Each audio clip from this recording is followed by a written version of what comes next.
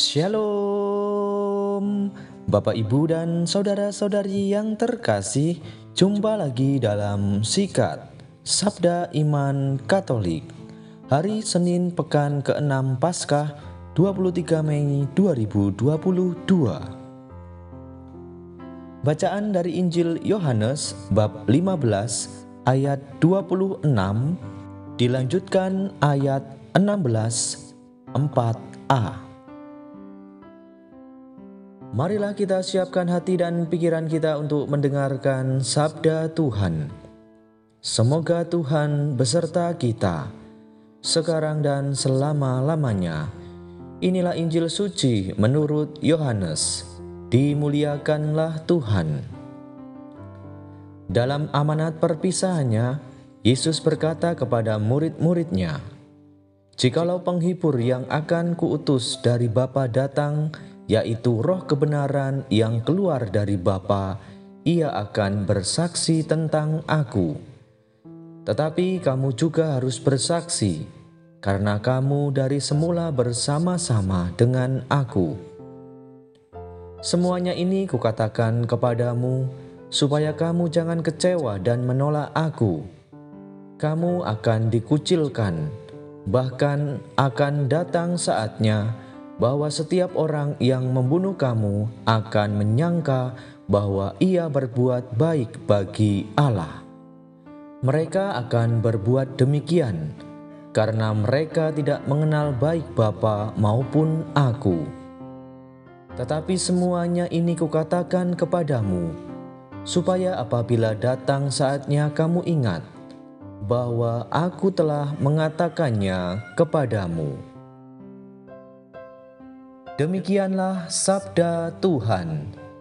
Terpujilah Kristus.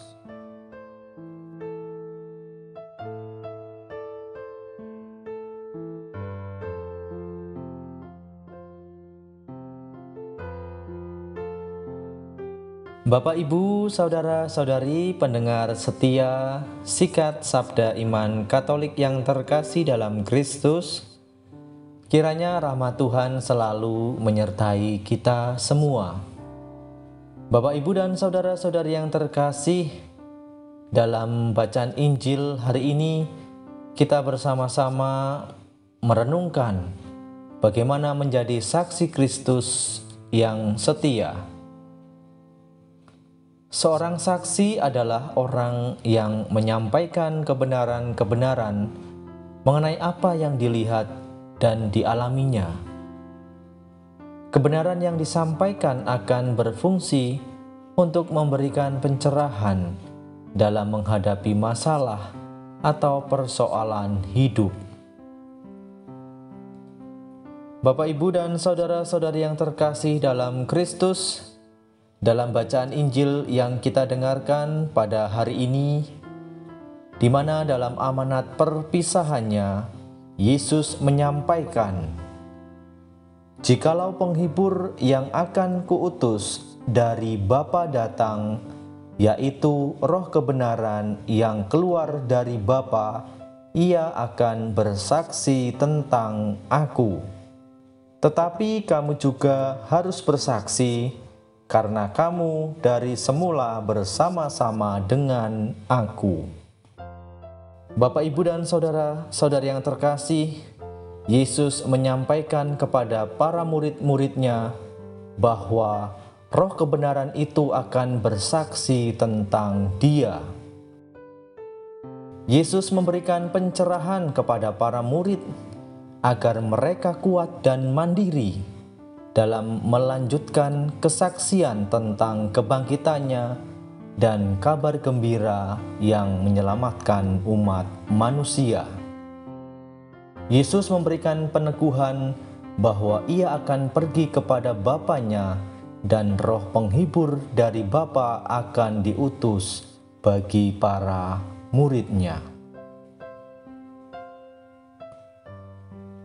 Bapak, Ibu, dan saudara-saudari yang terkasih dalam Kristus, dengan bantuan Roh penghibur yaitu Roh kebenaran, para murid harus siap untuk menjadi saksi akan kebangkitan Yesus.